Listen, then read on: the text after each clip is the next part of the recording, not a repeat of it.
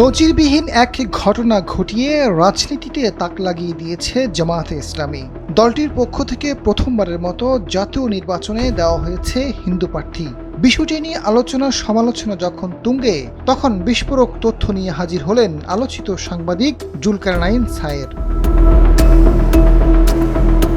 খুলনা এক আসনে জামায়াতের মনোনয়ন পেয়েছেন কৃষ্ণ নন্দী। ব্যতিক্রমী ও কৌশলগত এই সিদ্ধান্তে রাজনীতিতে তোলপাড় শুরু হয়েছে। অভিযোগ উঠেছে কৃষ্ণ নন্দীর সঙ্গে ভারতের গোয়েন্দা সংস্থা রয়ের ঘনিষ্ঠতা থাকতে পারে। এর সপক্ষে কিছু ছবি সোশ্যাল মিডিয়ায় ঘুরপাক খাচ্ছে। ছবিগুলো প্রকাশ করেছেন আল জাজিরার অনুসন্ধানী সাংবাদিক জুলকারনাইন সায়ের। জামায়াত শুরু থেকে ভারত বিরোধী হলেও আসন্ন নির্বাচনকে ঘিরে দলের অবস্থানে পরিবর্তন এনেছে।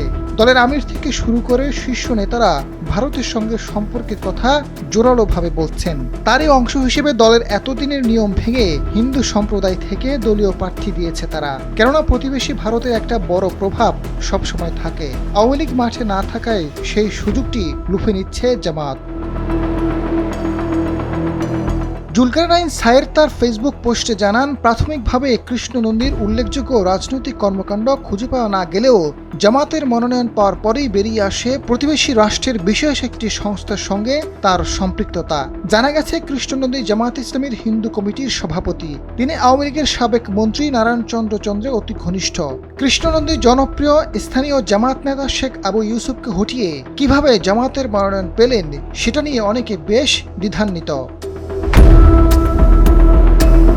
প্রতিবেশী রাষ্ট্রের বিতর্কিত ব্যক্তিত্ব ওয়ার্ল্ড হিন্দু স্ট্রাগলের প্রতিষ্ঠা সভাপতি শিপন কুমার বসুর সঙ্গে কৃষ্ণ নন্দীর অত্যন্ত বন্ধুত্বপূর্ণ সম্পর্ক বিদ্যমান। এরই মধ্যে 15 ফেব্রুয়ারি 2023 সালে শিপন ও কৃষ্ণ নন্দীর মধ্যকার বৈঠকের কিছু ছবি প্রকাশিত হয়েছে। একই সঙ্গে একই বৈঠকে ভারতের অভ্যন্তরীণ গোয়েন্দা সংস্থা আইবি সংশ্লিষ্ট এক কর্মকর্তার উপস্থিতি ছিলেন বলেও দাবি করা হচ্ছে।